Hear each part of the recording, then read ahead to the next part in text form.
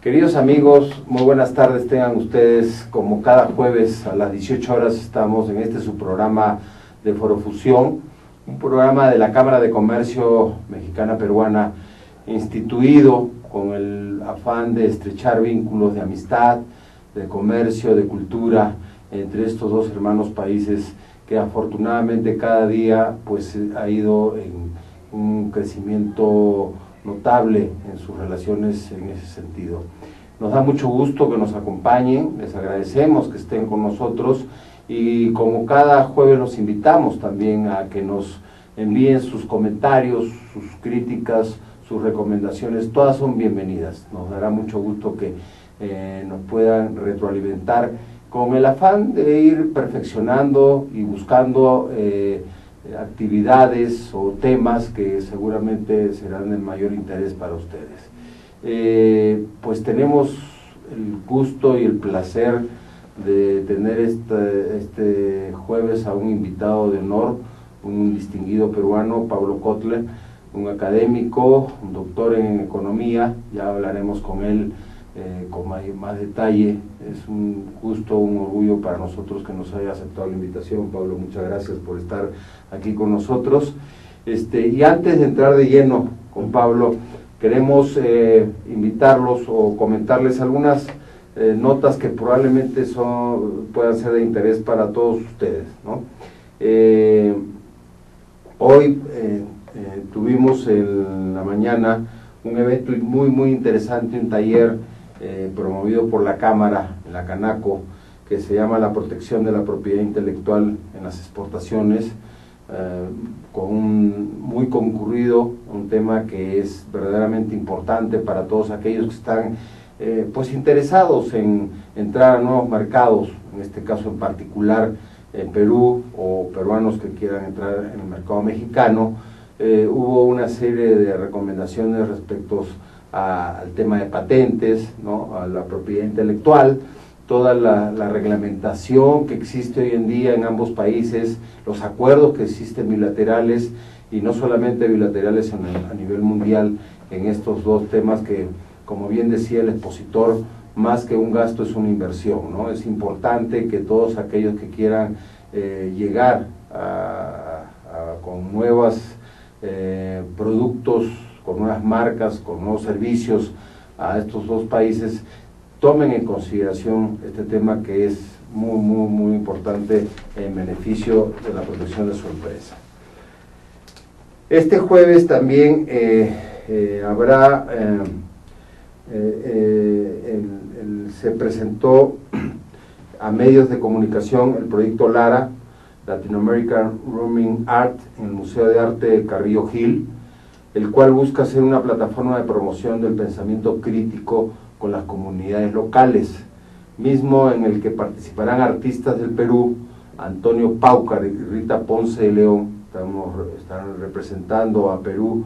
Les traeremos más información con mayor detalle la próxima semana en este programa, pero desde ya los invitamos a que puedan asistir al Museo de Arte Carrillo Gil, para que puedan apreciar las muestras de Antonio Paucar y Rita Ponce de León, dos artistas contemporáneos peruanos.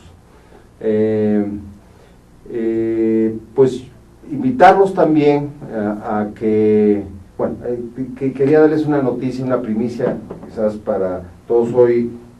Precisamente el presidente de la Cámara, Alejandro Ruiz, lo anunció durante el desayuno al que hacía mención, que el próximo mes, a finales del mes de junio, estará de visita por un día, creo, la vicepresidenta de Perú, y bueno, vamos a tener el gusto de tenerla como invitada en Cámara. Ya dialogaremos con ella y ya les avisaremos con tiempo si va a haber algún evento en donde pues sería muy importante que nos pudieran acompañar. Ojalá, creo que esto es una muestra de ese acercamiento y ese vínculo que cada vez pues ha ido creciendo entre estos dos hermanos países, ¿no? Bueno, pues yo creo que sin mayor preámbulo pasemos a conversar con nuestro invitado, Pablo. Pues un poco hay que decir de tu trayectoria profesional. Eres ya muchos años en México, actualmente estás en la Universidad Iberoamericana como director de la carrera de Economía, ¿no?, de la Facultad de Economía, y bueno, pues con una serie de una trayectoria académica muy rica, muy interesante, y creo que el tema que hoy nos toca y que hemos seleccionado, espero que sea del agrado, sobre todo que es para tener un mayor conocimiento de todo esto de las microfinancieras, que es un tema de mucha actualidad, ¿no? Antes de entrar a la parte técnica del asunto, me gustaría un poquito que nos platicáramos sobre tu trayectoria profesional, Pablo, y agradecerte nuevamente que hayas aceptado la invitación a nombre de la Cámara de Comercio Mexicana. César, pues muchas gracias por la invitación. De manera breve, creo que debe ser breve, yo acabé mi grado de Economía en la Universidad Católica del Perú. De ahí me fui a hacer un doctorado en Economía en la Universidad de Boston. Terminé el doctorado, soy doctor en Economía, y estando ahí me ofreció trabajo el ITAM, que es una universidad privada, y pues me trajo a México. Me trajo a México, inicialmente pensaba que iba a ser simplemente un salto, pensaba que me iba a quedar por un rato, pero pues ya pasaron 22 años.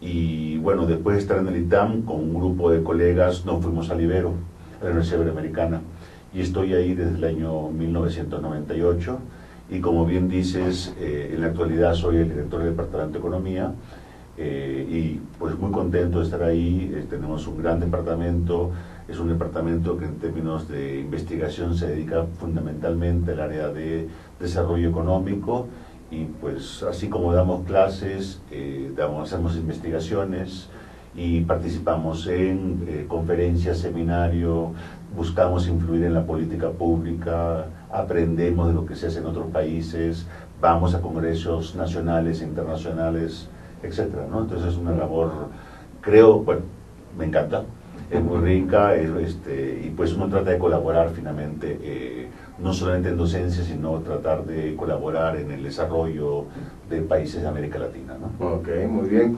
Pues digo, dos universidades que son de las más importantes en su proyección, en su trayectoria aquí en México. El ITAM, pues muy reconocida, de mucho renombre, con grandes profesionales que están no solamente en el ámbito nacional, sino ya pues en el ámbito internacional, y la Universidad Iberoamericana también, que ha tenido un crecimiento exponencial, diría yo, en los últimos años, ¿no? Nos da mucho gusto que un profesional peruano pues esté liderando esto, y sobre todo un tema que siempre ha sido muy controvertido, ¿no? Hay mucha crítica hacia los economistas en términos de las escuelas que representan, ¿no? Y hay, sobre todo, que dependiendo de los países, pues a veces son exitosos en sus predicciones o en sus temas, y a veces pues no estrictamente podemos calificarlo como tal.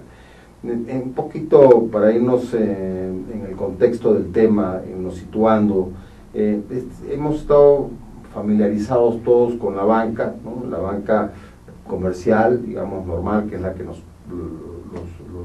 individuos de a pie conocemos, la banca de segundo piso, que es un poco en el tema de las inversiones. Luego han aparecido otro tipo de instituciones en la cuestión de las microfinancieras. No sé cuál es la clasificación de estas microfinancieras, si las OFOMES y todas estas nuevas que están de boga en el mercado pertenecen a esa familia de entidades que están. Pues mira, déjame en primer lugar empezar diciendo que efectivamente en el caso de México, la institución financiera que más se conoce por la persona a pie, como tú bien dices, son los bancos. Sí. Pero eso no es lo más normal, no es lo normal en todas partes. Entonces, a modo de ejemplo, en países como Alemania son más importantes las cajas que los bancos. Wow. ¿sí? Cajas de ahorro. Cajas de ahorro. En países como Estados Unidos, los bancos ciertamente son muy importantes, pero hay un montón de uniones de crédito. Correcto. En el caso de Perú, bueno, si vamos a Lima, obviamente los bancos están en todas partes, pero también vemos muchas cajas municipales. Correcto. Es decir, en muchos países los bancos ciertamente son instituciones financieras muy importantes, pero hay entidades que se conocen como no bancarias, se conocen en términos genéricos, así que pueden estar perfectamente regulados y que en muchas partes le hacen una buena competencia a las entidades bancarias. Okay. En el caso de México tenemos los bancos como las principales instituciones y están apareciendo y siempre han habido entidades no bancarias que buscan, pero que por X o Y motivos no han podido crecer todo lo que han podido crecer. Déjame darte a modo de ejemplo. Caja Popular Mexicana es una institución financiera que tiene aproximadamente 2 millones de socios. Wow. Existe desde 1950. Nunca ha quebrado, nunca ha sido rescatado por el gobierno. No podemos decir lo mismo de los bancos. ¿Sí? Pero ciertamente los bancos son mucho más grandes. Y lo que está pasando en México es que está viendo de alguna manera un importante avance, porque creo que es importante que estén los bancos y creo que también es importante que hayan otras figuras que no solamente compitan con los bancos, sino que atiendan a segmentos poblacionales a los cuales para los bancos es muy difícil llegar. Esto es, no quiero decir, por ejemplo, que los bancos no quieran prestarle a la gente pobre, me adentro directamente en el tema. Es que para los bancos es muy difícil prestarle a personas que trabajan en el sector informal, a personas con ingresos erráticos, con ingresos no comprobables, y es difícil porque la propia regulación te lo encarece.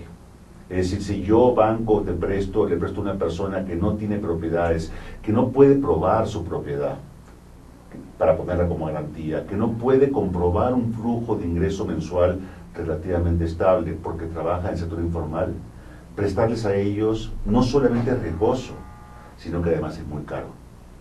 Y ante eso los bancos dicen, no me conviene. Y ante eso es que surgen otras instituciones que sí buscan atenderlos. ¿Sí? Casos, como ejemplo, digo, siempre voy a tomar la tipificación de SOFOMES o otras más. Por ejemplo, un caso ciertamente muy conocido, muy importante, es el caso de Banco Compartamos, que es parte del grupo Gentera, que ya está en Perú, por cierto. Es el banco con mayor crecimiento a nivel de América Latina. Ese es uno, y es un banco, pero que atiende fundamentalmente a mujeres, 98% son mujeres, del sector rural. No es tu típico cliente que tú pensarías, pero es un banco que se dedica a eso. Okay. Otra posibilidad es ciertamente, en el caso de México, otro tipo de figuras son las sociedades financieras populares, recientemente creadas, ¿sí? que esas sociedades pueden captar legalmente y pueden prestar. Son sociedades que están surgiendo y sabemos en México que ha habido un muy serio problema con una de ellas, ¿no? que es FICREA, ¿sí? Y que, bueno, eso podemos ser tema de otra discusión, si quiere, podemos hablar de eso. Asimismo, hay SOFOMES, que son sociedades financieras de objeto múltiple. Esas sociedades no pueden captar, pero pueden prestar. Entonces, esas consiguen dinero y lo prestan. Sí, un poquito, ¿qué significa captar?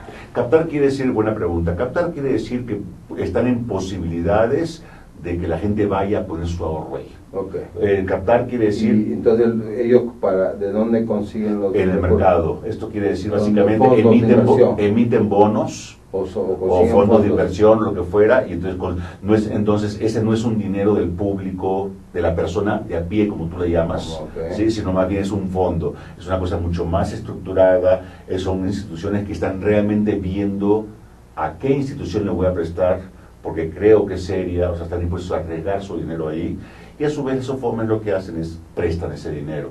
Algunas SOFOMES son simplemente SOFOMES hipotecarias, otras SOFOMES pueden ser préstamos a consumo, es decir, tienes toda una variedad muy grande ahí. Okay. Tienes después lo que son las sociedades cooperativas de ahorro y préstamos que hay en México, también son entidades que están reguladas por la misma Comisión Nacional Bancaria, que por cierto regula los bancos. Sí. Y también las SOFIPOS. A también, a ellos tres los regulan. SOFOM, Bueno, SOFIPOS, todas estas cosas. Lo que pasa, la diferencia es, las SOFIPOS son reguladas por la Comisión Nacional Bancaria de Valores. ¿Qué significa sociedades de propósito? No, son sociedades financieras de objeto múltiple. Las SOFIPOS. Las SOFOMES. Las SOFIPOS. Las SOFIPOS son sociedades financieras populares. Okay. La idea básicamente de las SOFIPOS se llaman así porque la intención era... ¿No están reguladas por la Comisión Nacional Bancaria? Las SOFIPOS sí. ¿Y la SOFOM también? La SOFOM está regulada, pero no supervisada. Es decir, no supervisada en cuanto a como no están captando el dinero. La filosofía es, si tú no estás usando el dinero de la gente de a pie, pues si te va mal, es tu riesgo. Esa es un poco la filosofía. Sí tienen algún tipo de regulación en cuanto a temas de lavado de dinero, por ejemplo. Es decir, de dónde me estás consiguiendo ese dinero, lo tienen que reportar. Pero cómo están utilizando ese dinero es problema de la SOFOM. En el caso de la SOFIPO, en el caso de un banco, como están utilizando los ahorros de las personas, entonces sí hay una preocupación de que ese ahorro que tú puedes tener en un banco, que yo puedo tener un banco, que pudiera tenerlo una caja, que ese dinero se use bien, porque finalmente si ese dinero se usa mal, ahí sí el que pierde, bueno, no solamente es el dueño del banco, es también ese ahorrador, ¿no? Entonces, en el caso de las SOFIPOS, como en el caso de los bancos, hay un seguro de depósito. Eso sí, pero bueno, es un seguro que está limitado, obviamente, ¿no? Entonces, en el caso de México te contaba que hay sociedades cooperativas, hay SOFIPOS, hay SOFOMES, pero después hay todo un pequeño conjunto, una gama muy grande de instituciones que también realizan préstamos, que dan, pero microcrédito no es una figura jurídica. Microcrédito más bien es, depende cómo lo entiendas, es el tamaño del crédito. Entonces, por decirte, Banco Compartamos es un banco, pero tú podrías decir que lo que da son microcréditos, porque sus préstamos promedio no pasan de 5,000 pesos. ¿Sí? Entonces, una cosa es microcrédito, otra cosa es qué tipo de institución eres. Después hay otro concepto distinto que son microfinanzas. Entonces, las microfinanzas tienen que es más bien una tecnología. ¿Cómo hago yo para prestarle a una persona que vende chicles en la calle? ¿Cómo hago yo para prestarle a una persona que tiene una fonda de comida rápida, que no lleva cuentas, no tiene un estado de balance? No tengo cómo saber qué tan riesgosa es, no tengo cómo saber, no tiene propiedades, no tiene nada que yo pueda usar comprobable, quiero decir. Como respaldo, como garantía. Como garantías, uno, y dos es fuente de repago, por un lado garantías, y por otro lado para yo poder medir tu riesgo, de alguna manera. O sea, si tú no tienes garantías, pero yo sé que tú eres un empleado de una empresa, llevas 15 años trabajando en esa empresa, y tú me presentas tus estados de nómina, no tienes propiedades, pero yo puedo ver que tienes un flujo de ingreso. ¿Sí? Entonces hay, por ejemplo, en instituciones financieras, no bancarias, que lo que hacen es eso. Tú muéstrame cuánto ganas. Claro, si me vas a prestar una nómina, seguramente trabajas en el sector formal. Pero ¿qué pasa cuando no tienes ni garantías, ni tienes una forma de comprobarme? Entonces ahí lo que hacen otro tipo de instituciones que pudieran dar microcrédito, no hay ningún problema, como lo puede también hacer Banco Compartamos, pero tienen una tecnología para tratar de medir tu riesgo. Entonces, para darte un ejemplo, cuando tú vas a pedir un préstamo a un banco, tú llevas tus papeles y el banco te examina esos papeles y te ve el buró de crédito, cuál es tu situación, etcétera, etcétera. Cuando una persona que no tiene propiedades, que no tiene ingresos comprobables, quiere pedir un crédito, no puede ir a un banco, porque no tiene cómo hacerlo. Estas entidades financieras lo que hacen, ellos tienen oficiales de crédito, ellos van a donde tú estás. ¿Sí? Entonces es ir. Ahora imagínate que para un estudio para los escuchas, imagínate que tú estés en la ciudad de Oaxaca y tú quieras llegar a la gente que vive en la sierra de Oaxaca. Tú tienes que mandar gente. Eso te encarece la operación bastante, ¿no es cierto? Eso te encarece la operación, pero entonces lo que tú buscas hacer es tratar de ver en la comunidad cómo la gente te percibe. Por ejemplo, ¿qué tan riesgoso eres tú? Y entonces comienzo a consultar con los vecinos. para averiguar cuál es tu situación, cuál es tu reputación. ¿Eres buen pagador? ¿No eres buen pagador? ¿Eres trabajador? O pues más o menos. ¿Sí? Y hay otras que incluso lo que hacen es van y se quedan parados junto a tu tiendita. Y comienzan a tocar, y comienzan a ver cuánta gente va a tu fonda. Qué tan común es que la gente vaya a tu fonda. Entonces es una forma de tratar de obtener tu ingreso. Y con base en eso es que yo decido, 1, si te presto; 2, cuánto te presto. Entonces, pues, para complicarlo más, tú me pediste 10,000 pesos. Yo te digo, César, te voy a prestar 3,000 pesos. Pagaderos semanalmente, tanto dinero. Al cabo de que, a que termines de acabar tu préstamo, si me pagaste bien, te vuelvo a prestar y te presto un poco más. Entonces es un préstamo escalonado. Poquito a poquito va subiendo, porque es una manera, estoy como midiendo el agua, la temperatura del agua, qué tan buen pagado. Te das cuenta que es una tecnología muy distinta a la de un banco. Claro. ¿Sí? Entonces, esas son las microfinanzas. Entonces, una institución que hace microfinanzas puede ofrecer servicios de crédito, puede ofrecer servicios de seguro. También ya se venden seguros de pequeños montos. Te aseguro por 5,000 pesos. Es una compañía asegurada normal, tampoco lo va a hacer, porque no es negocio quizás para ellos. Hay muchas instituciones que sí la hacen. Entonces está habiendo una revolución en ese sentido. La gran diferencia, ya que tenemos peruanos y mexicanos que nos están escuchando quizás, es que en el Perú está un poco más organizado, yo creo. En el Perú tienes cajas municipales, ¿no es cierto? Tienes las famosas EDIPYMES y tienes quizás 3 variantes de instituciones. ¿Cuáles son las EDIPYMES? Las EDIPYMES son entidades, me estás agarrando ahí, pero EDIPYMES son entidades de desarrollo para las pymes, básicamente. Que aquí hay también. Pero no se llaman así. Pero claro. La diferencia con las cajas municipales en Perú son literalmente cajas que captan y prestan. Las EDIPYMES son como nuestras SOFOMES, son instituciones que consiguen financiamiento y prestan. En el caso de México, en el caso de Perú, perdón, eso fue una industria que se fue desarrollando, que surgió del Estado, básicamente finales de los 80s, principios de los 90s. El Estado lo fue desarrollando con asesoría del gobierno alemán.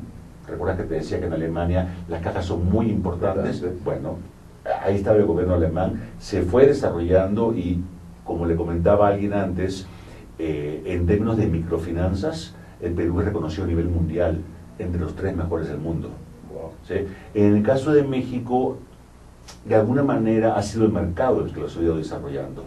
Es decir, se ha desarrollado de alguna manera un poco más desorganizada. Okay. ¿Sí? Y es recién desde hace poco tiempo que el Estado realmente ha comenzado a buscar regularlos y darles una cierta forma y coherencia, ¿no? Entonces, son 2 desarrollos distintos, pero como te digo, es por su arranco otra vez del principio. Sí hay bancos, pero también hay otras figuras. Okay. ¿Sí? No, muy interesante. Yo creo que al final del día, ¿cómo te diré? Es un tema de cultura, ¿no? Es un tema de credibilidad, es un tema de idiosincrasia, es un tema de la propia sociedad, ¿no? O sea, siempre se ha dicho que en Estados Unidos, por ejemplo, hay una gran facilidad para que puedas acceder a los créditos, porque aparentemente pues existe una confianza en que la persona o la entidad que lo va a requerir, pues en principio tiene una ética de que va a cumplir, ¿no? Aquí muchas veces en los países latinos existe mucha desconfianza en ese sentido, y por muchas razones. Digo, como dicen los refranes, pues la burra no era arisca, ¿no? O sea, sino que han sucedido tantas cosas, pero lamentablemente han sucedido tantas cosas en todos los niveles, ¿no? O sea, entonces yo creo que ahí es donde me parece que debería haber también en paralelo, una forma en que el gobierno o las entidades vayan generando en la población otro tipo de cultura en ese sentido, ¿no? Cómo darle valores para que ellos también puedan en su momento responder, porque finalmente eso encarece De acuerdo. Ahora déjame hacerte 2 comentarios. Estoy de acuerdo contigo, pero hay un ingrediente básico que quizás es lo que distingue en buena medida a Estados Unidos, a los países desarrollados de nuestros países, que es el imperio de la ley. Número 1. La ley se cumple. Número 2, allá se paga. Acá en nuestros países hay mucha impunidad. Y eso es lo que te encarece el crédito. Ahora, no estoy muy seguro que tanto es cultura, te voy a confesar. Te voy a dar un ejemplo. No, está bien. Te voy a dar un Yo ejemplo. creo que lo que has dicho te voy a dar un ejemplo. Un mexicano, y eso es una cosa que yo siempre se lo digo a mis alumnos. En México, estamos en el Perú, no tiene nada de especial que una persona esté manejando, fumando su cigarro.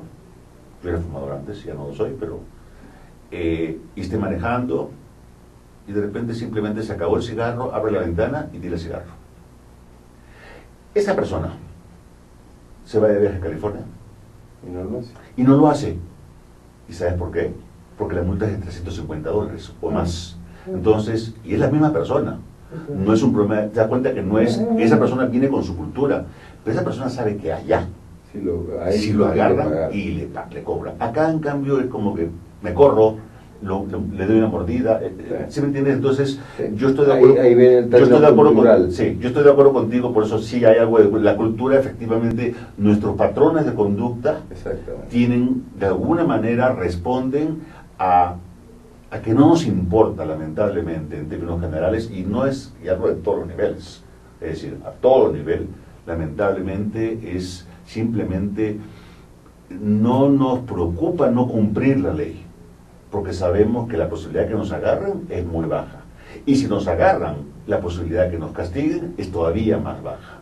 Entonces, yo sí creo que acá, lamentablemente, un ingrediente básico, una gran diferencia que hay entre países desarrollados y subdesarrollados, y la pregunta es cómo ellos sí lo hicieron y por qué nosotros no podemos todavía, es justamente cómo ellos lograron que la gente sí cumpla la ley, porque eso no viene del nacimiento. O sea, si tú te vas a principios del siglo XX, en Estados Unidos, o en Inglaterra, mediados, fines del siglo XIX, tampoco se cumplía y había muchísima corrupción, pero algo pasó que lograron hacer un gran cambio, lograron que la gente realmente cumpliera la ley.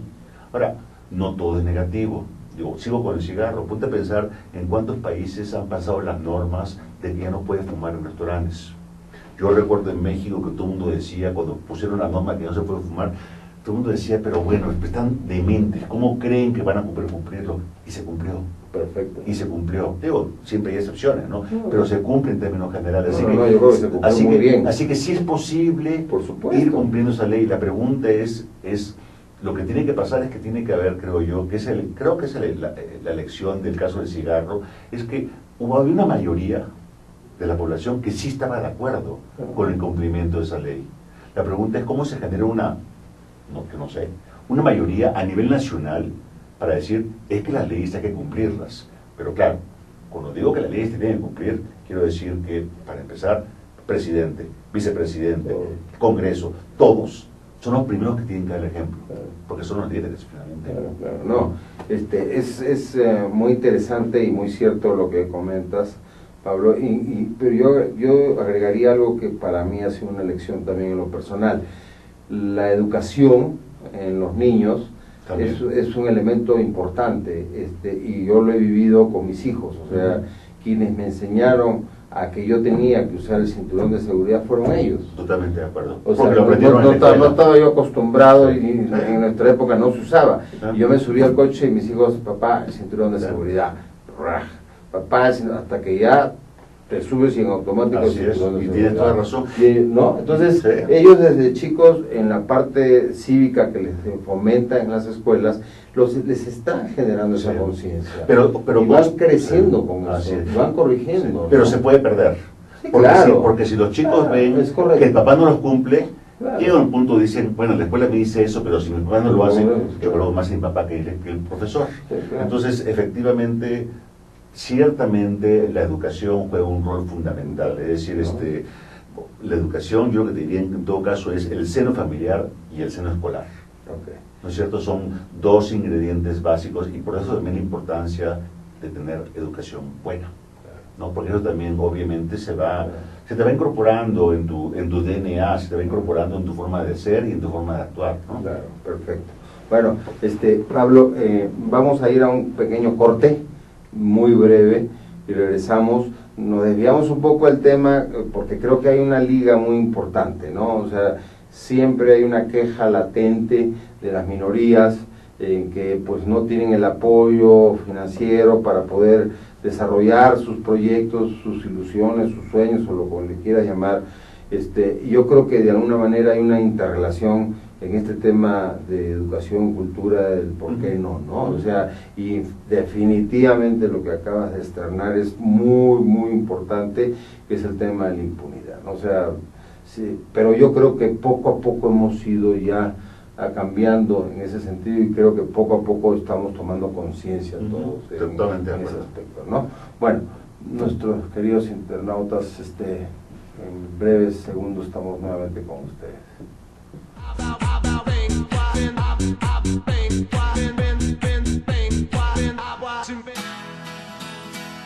Crea tu propio negocio. Haz realidad tu proyecto. Comparte ideas para ganar dinero. Impulsa y entrena tu talento. Procura emprendimientos rentables y con futuro. Empieza hoy. Dayman, la receta del éxito. Dayman, por más de 7 décadas y con presencia en más de 9 países, se ha consolidado exitosamente como una empresa que desarrolla, fabrica y distribuye colorantes, saborizantes y productos alimenticios por excelencia. Nuestros productos abastecen a una amplia industria dedicada al manejo de alimentos micro, pequeña y de media a grande escala, ya que estos cumplen con altos estándares de calidad a nivel nacional e internacional y están elaborados para satisfacer las necesidades del mercado y gustos de nuestros consumidores. Nuestro principal objetivo es brindar un producto de calidad que nos permita mantener la lealtad de nuestros clientes y consumidores, excediendo sus expectativas de servicio. En Dayman desarrollamos la creatividad e impulsamos al máximo nuevos negocios.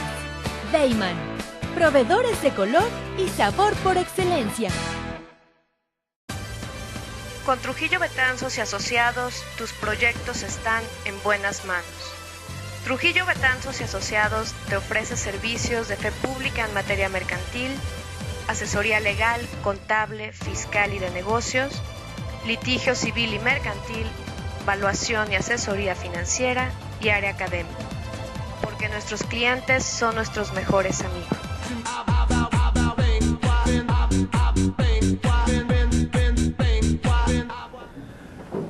Bueno, queridos amigos, pues estamos nuevamente de regreso con ustedes en este su programa de Forofusión.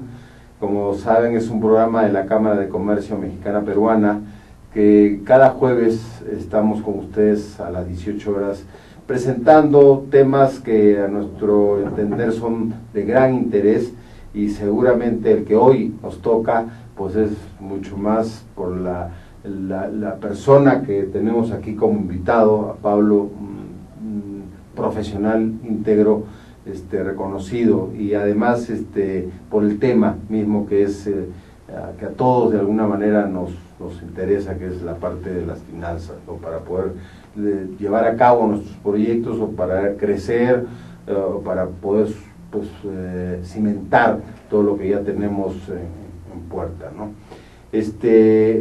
Hablábamos, nos desviamos un poquito, Pablo, al final de los minutos anteriores, en el sentido de que, bueno, hay una gran necesidad de que haya una educación y una formación cívica, y un tema fundamental de la impunidad, para que nosotros vayamos cambiando y tengamos una sociedad mucho más justa, una sociedad mucho más participativa, con más credibilidad, y poder pues ir generando todos un crecimiento que es el que pues, por años venimos buscando, ¿no? Yo te decía, Corte, que para mí entidades, personas como tú, o entidades a las cuales tú representas, creo que pueden jugar un papel muy importante para poder ayudar a todas estas regiones que hoy pudieran estar produciendo lo que se pueda producir en el sitio, porque hay mano de obra de calidad, hay ingenio, hay buena actitud. ¿Por qué cuando vamos a países como Europa vemos que se aprovecha hasta el último metro cuadrado de la tierra? Porque aquí cuando recorremos decimos, por qué está todo esto desperdiciado, ¿no? O sea, cuando podemos hacer un país verdaderamente competitivo y productivo. ¿Qué en tus años de experiencia, en tu contacto con la gente, en tus análisis, estudios que han hecho, qué opciones ves que cómo pudiera participar la banca, las universidades o las entidades, y cómo pudieran trabajar de la mano con estas poblaciones, digamos, al margen de lo que me comentabas, pues que hay entidades financieras que sí se están preocupando, pero que quizás ni existe la cultura, ni existe el apoyo real, y es más un tema de otra índole, buscando quizás un aprovechamiento muy particular que un fomento de generar una mejor producción de la zona en beneficio de todos los habitantes. Mira, es una pregunta bien complicada y ciertamente muy importante, pero déjame darte algunos ejemplos, quizás pequeños atisbos. Número uno, cuando estamos hablando de México, entonces número uno creo que, por ejemplo, el hecho de que distintas organizaciones no gubernamentales, sociedad civil, haya logrado que pasara con todas sus deficiencias, en el caso de México, la ley del Sistema Nacional Anticorrupción, que está a prueba, que hay que ver qué sucede, que también funciona, pero caramba, es un gran paso, ¿sí? Y creo que muchos tenemos la esperanza de que funcione y que sirva efectivamente para atajar esa impunidad y que pueda servir efectivamente entonces para que la gente sienta que sí hay que cumplir la ley, ¿no? Entonces es un primer paso. Y creo que como eso falta mucho más, pero en términos de universidades, claro, como universidad tú puedes decir, hay que participar justamente en ese tipo de iniciativas. Ahora, a nivel más personal, creo yo que, ya lo que me estás preguntando, a mí en lo particular, en las universidades, en muchas de ellas, hay investigadores. ¿Sí? Yo trabajo en una universidad en la cual no solamente imparto clases, sino que también hago investigación. Y la investigación, muchas veces lo que se busca en la investigación es tratar de resolver problemas económicos, problemas sociales, y tratar de proponer políticas públicas. Entonces, por ejemplo, a modo de ejemplo, uno pudiera decir, bueno, yo sí efectivamente, en mi caso particular, me dedico a temas de finanzas populares, a tratar de ver básicamente cómo hacer lo que tú preguntabas, cómo hacer para que el sistema financiero logre ser más incluyente en términos de captación de ahorros y en términos de diseminación de préstamos, que efectivamente, que esa no sea la traba, efectivamente. Pero después hay muchos programas públicos, es decir, México, el Perú, tienen programas sociales que tratan de resolver algunos problemas. Muchos de esos programas sociales surgen por iniciativa de algún funcionario público con la mejor intención, vamos a suponerlo, pero no necesariamente son los mejores, no necesariamente están bien diseñados. Entonces la labor nuestra como investigadores es investigar esos programas, ver cuál es el impacto de esos programas, medir ese impacto, ver si efectivamente van a conseguir buscar lograr ese objetivo que estaba perseguido, tratar de ver, de repente no se está logrando, César, de repente es un problema de diseño, está mal diseñado, muy buena voluntad, pero sabe que está mal diseñado por A, B, C, D. Entonces, como universitarios, lo que hacemos es justamente contribuir a mejorar esos programas para tratar de ir resolviendo problemas que pueden ser realmente muy, muy graves, ¿sí? También estamos trabajando, y entonces no somos investigadores que estamos en una torre de marfil, o que no deberíamos estar en una torre de marfil. Se trata justamente de incidir en política pública, de estar encima del gobierno regional, en el caso del Perú, central, en el caso del Perú, estatal en el caso de México, federal en el caso de México, tratando de decir que esta política pública no está bien por A, B, C, D, sugerir alternativas, porque tampoco se trata de decir está mal y ya acabé, sino trata también de decir cómo resolverlo, ¿sí? Entonces hay muchísimo que hacer efectivamente, y en nuestro ámbito como universitarios básicamente está ahí, en tratar de señalar con el dedo, es decir, pero señalar con el dedo y con argumentos científicos, es decir, por qué está mal, por qué no está funcionando, y apoyar aquellas causas que efectivamente merecen ser apoyadas, como te decía. O sea, una cosa son trabajar en políticas públicas, mejorar la política económica. Entonces, como universitarios participamos en foros, en seminarios, los propios funcionarios públicos nos invitan, y decimos cosas y hay veces que hay que decir cosas incómodas. Claro. Y eso justamente es nuestro papel, porque para eso somos universitarios, para no tener conflictos de interés, ¿no?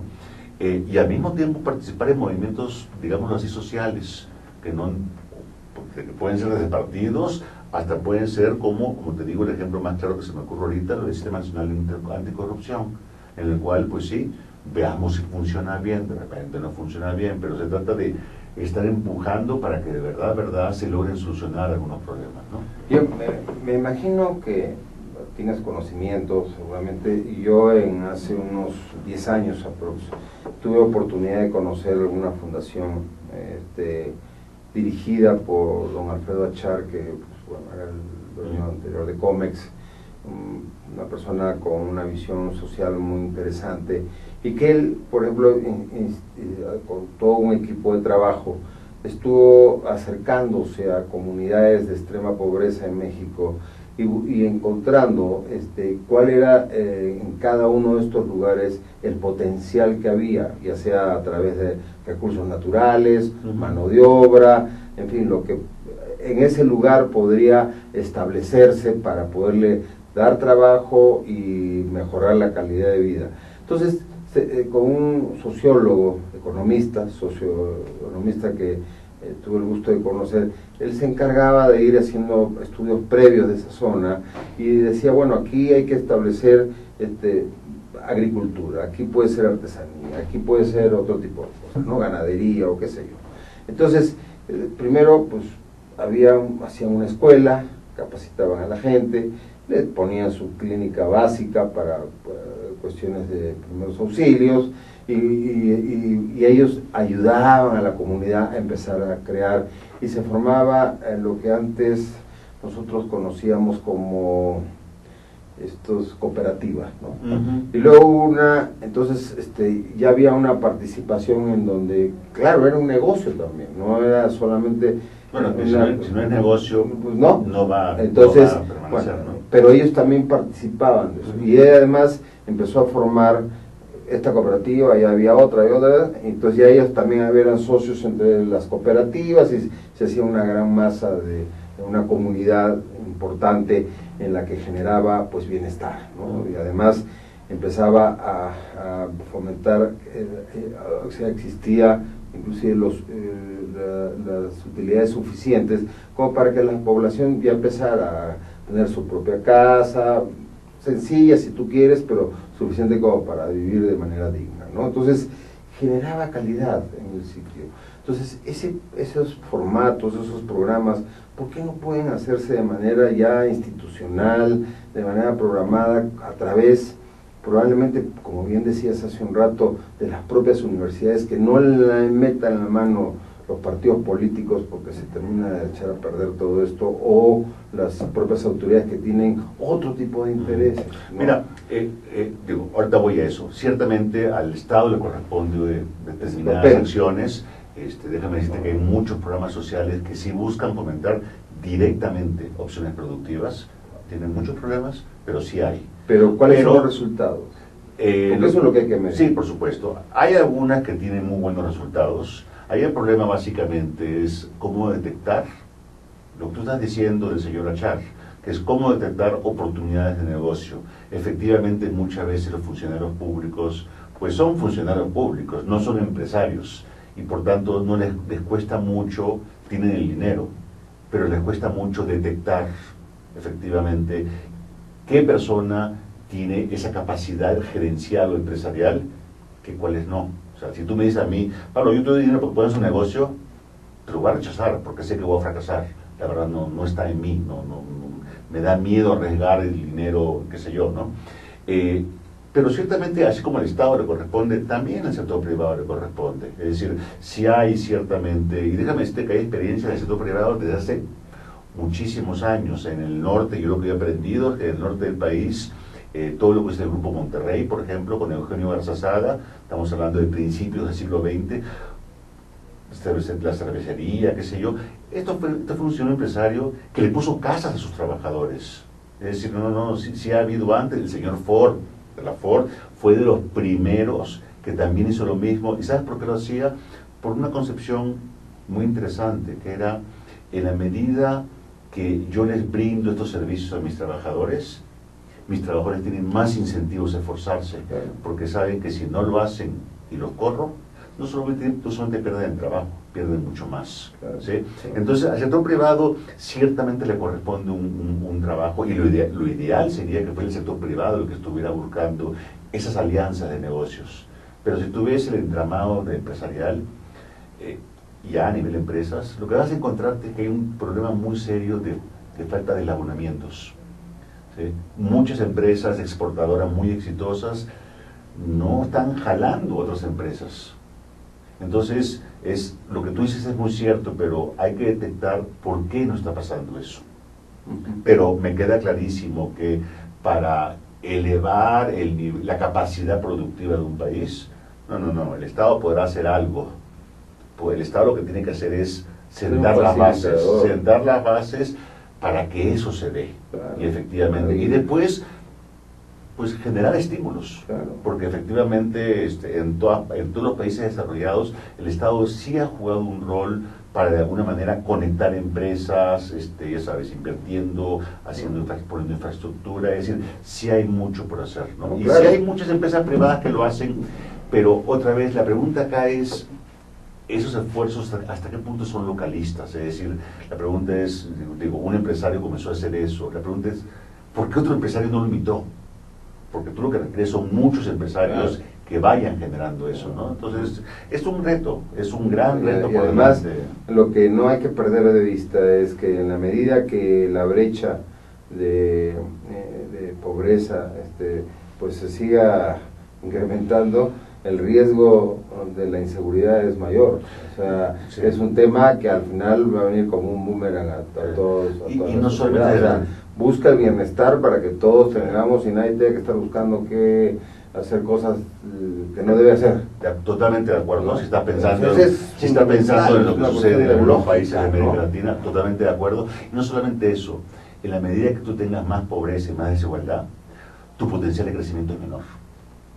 Claro. Es decir, si te conviene, o sea, si algo quiere un empresario, es tener un gran mercado interno. Claro. Y tú quieres tener consumidores con poder adquisitivo, ¿no? Ahora, el poder adquisitivo no lo genera simplemente diciendo que acá tienes dinero. Efectivamente, es un círculo virtuoso que tienes que generar. Eso es lo peor, porque cuando la gente le regalas el dinero, no le pone... O sea, le tiene que costar lo que tú quieras, un peso o lo que sea, pero le tiene que costar para que lo pueda apreciar. Y hace rato ponías el ejemplo muy interesante, ¿por qué yo que voy a Estados Unidos no agarro el chicle y lo tiro por la ventana? Bueno, te diría yo lo mismo. ¿Por qué esta gente que genera problemas en los países y que agarra y busca y corre, arriesga su vida por cruzar fronteras y llegar allá y se vuelven exitosos y son buenos trabajadores, buenos ejecutivos o hasta buenos políticos? Por lo general, la gente que migra son los más emprendedores. Entonces, son los más emprendedores. Y la pregunta es, ¿y te das cuenta? Es la misma persona. Entonces te das cuenta que el entorno importa mucho. Claro, y tienes un potencial que dejaste ir, o sea, como que no sé, para uno que quizás no esté inmerso en ese tema, le puede ser muy fácil la crítica, como decimos los toros desde la barrera, se ven muy fáciles, ¿no? De ya una vez que estés dentro, pues quién sabe, hay muchos temas, sobre todo cuando el factor humano interviene, es complicado. Mira, si quieres dos palabritas sencillas, pasar de subdesarrollo a desarrollo es toda una revolución. Implica romper cosas. Es decir, no es tan sinuosa la cosa de somos un país subdesarrollado y nos convertimos en desarrollado. Implica romper cosas, quiero decir, cuando digo romper cosas, quiero decir el simple hecho de lograr que la gente cumpla, porque vamos a este ejemplo sencillito de la gente cumpla la ley. El hecho de que cumpla la ley quiere decir que aquellos que no estaban evadiendo la ley y haciéndose recursos de manera ilícita, te das cuenta que el evitar eso ya es un quiebre. O sea, lo que requerimos realmente es construir de alguna manera no solamente buenas políticas, no solamente, políticas pueden ser también educativas, no solamente instituciones, pero finalmente es cambiar la conducta. Y eso es una transformación nada trivial, en absoluto. Es decir, el país quizás más cercano a ser un país desarrollado en América del Sur es Chile. Y aún así le cuesta una barbaridad. No sé si está viendo lo que está pasando con la parte educativa, es impresionante, pero tenemos que dar ese gran salto. Es decir, no se va a lograr, el pasar al desarrollo no es simplemente decir, pongamos 6%, 3 puntos más de PIB a educación. No, es, a ver, ¿qué tienes que hacer para que la educación sea buena? Y eso implica pelearte con muchos sectores. Sí, no, sin duda. Además, un poco tengo la duda de que si la clasificación de llamarle a un ¿cuándo es un país desarrollado y cuándo es un país subdesarrollado? Es un tema que hay una frontera gris muy grande. Hay países probablemente desarrollados, pero del punto de vista económico, pero del punto de vista moral o del punto de vista en otras formas tan importantes de formación o de no lo son. O sea, entonces, ¿qué es?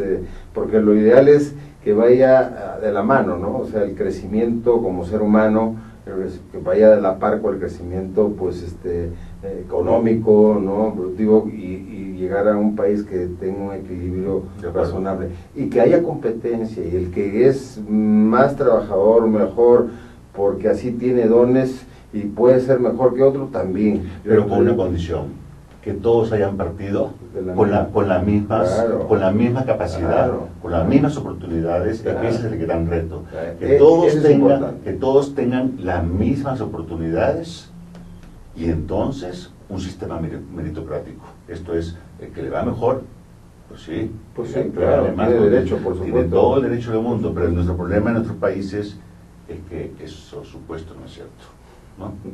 Es decir, en el caso de Lima, bueno, pues hay un chico que vive en Miraflores, en San Isidro, que una escuela, pues está en una ventaja, está en un mundo de diferencia comparado contra un chico que vive quizás en San Martín de Porres o qué sé yo, en México, en algún otro lugar, ¿no? Entonces, por eso es muy importante tener una especie como sistema básico de aseguramiento, ¿no? Que todos tuvieran acceso a un buen sistema de salud, a un buen sistema de escolar, alimentación, y de ahí... Sí, hay cosas que no son negociables. Así es. En los gobiernos. O sea, hay cosas que deberían ser sí o sí. O sea, y eso no está a discusión, y los partidos políticos debe haber una línea en lo que eso es básico y debe ser un reto fundamental. Y ya las demás cosas, bueno, que se somos humanos y siempre vamos a tener pero diferencias, ¿no? Hay cosas tan absurdas, ¿no? Y ahorita que estamos en un momento tan crítico aquí en México por la cuestión esta de las elecciones, que dicho sea de paso, es la primera vez que veo un proceso de elecciones tan sucio en México en particular, desde los 35 años que ya tengo acá yo viviendo, donde se gasten 8,000 millones de pesos para darle a los partidos para que estén tirando los trapitos o regalando cosas a la gente comprando el voto, en vez de invertirlo en cosas productivas. O sea, eso es un trueno, mayor. Esa es una aberración impresionante en un país como México. O sea, perdón, pero sí duele cuando esas cosas suceden, ¿no? Hay tanta carencia o tantos proyectos productivos que tantas cosas que se pueden hacer con 8,000 millones en vez de estar... Ahora, estamos suponiendo que esos 8,000 millones hubieran sido gastados bien, que tampoco necesariamente es cierto, ¿no? Ese es el problema que hay, ¿no? Pero bueno, aquí están pero acá se está gastando. Sí, ahora, es bien complicado, porque por otro lado, creo que tampoco sería correcto, creo que ese es el caso del Perú, la verdad no estoy muy seguro de la parte política, pero tampoco yo creo que sería bueno que los partidos se financiaran solamente con dineros privados, y nada más que con financiamiento privado, porque también ahí puede generar, otra vez, una desigualdad. ¿Sí? Entonces la pregunta es, no quieres ni uno, ni quieres otro. La pregunta es entonces, ¿qué quieres? Pues algo en el medio, ¿no? ¿Quién sabe? Porque la masa crítica del electorado no está en la élite. Si estamos hablando, si las estadísticas son correctas en un país de 120 millones de habitantes, 60 millones son de extrema pobreza, Sí. pues, y también votan. Sí, pero no tienen dinero para Bueno, no tienen, sí, o sea, pero tienen la misma capacidad pero- de decisión que el que tiene no, dinero. estoy de En una acuerdo. votación. Estoy de acuerdo, pero sí estarás de acuerdo, Sí. pero sí estarás de acuerdo que finalmente una buena campaña política sí influye en la opinión de la gente. Ah, no, por ¿no? supuesto. Entonces, yo lo que estoy diciendo es, Sí, sí. me queda claro Entendí que es bien. muchísimo dinero. Yo sí lo reduciría, ciertamente lo reduciría. Pero tampoco me iría a otro extremo de decir, no, que Sí. cada partido se financie, porque entonces sí generas un serio problema, que sería básicamente que pueden haber 80 millones de pobres, supongamos que se van para votar para partido A, y pueden haber, vamos a suponer, 10 familias que se van por partido B. Solo que las 10 familias pueden tranquilamente dar 1.000 millones de pesos, mientras que los 80 millones pueden dar 80 pesos. Entonces, Te entiendo. digo, en muchas de estas cosas, por lo menos en economía y quizás en política, lamentablemente al final del día las cosas nunca son blanco y negro, Sí. ¿no? Y eso es lo que lo complica más además, ¿no? Bueno. Pero sí ciertamente estamos tocando temas que son... A mí, Pablo, Interesantes. digo, me encantaría, y te lo dejo a tu voluntad, invitarte a otro programa, porque creo Encantado, que César. tu capacidad, experiencia y conocimiento es muy importante en este quehacer que estamos todos inmersos para ir buscando fórmulas o opciones que cada día pues nos busquemos ese equilibrio que tanta falta hace a los países latinos, ¿no? Desafortunadamente el tiempo es nuestro enemigo, se nos ha ido la hora y yo creo que no cubrimos el tema de base de hablar de las microfinancieras, pero así somos de apasionados los latinos en el sentido político, hemos crecido en una sociedad así, y qué bueno que México hoy esté yendo por ese rumbo. A mí me encanta recordar esas épocas de nuestra juventud cuando pues en Perú nos sentábamos a la comida y eran discusiones de esa naturaleza, ¿no? O sea, y hoy lo estamos viviendo en México. Pues Creo que- finalmente estamos discutiendo nuestro futuro. Claro, entonces ese despertar creo que, bueno, desafortunadamente es costoso, y eso es lo que está atravesando México, pero finalmente deseamos lo mejor, ¿no? Porque creo que es un país maravilloso que tiene mucha riqueza, con su gente tan maravillosa, con pues, toda la riqueza naturales que tiene, y creo que merecen una mejor suerte, ¿no? Totalmente de acuerdo. Pues, queridos internautas, no nos resta más que agradecerles que nos hayan acompañado como cada jueves a las 18 horas.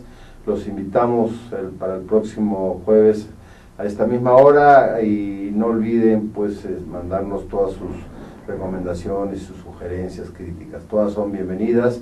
Pablo, muchas gracias. Muchas gracias. Tienes este foro abierto, esta mesa, estos micrófonos.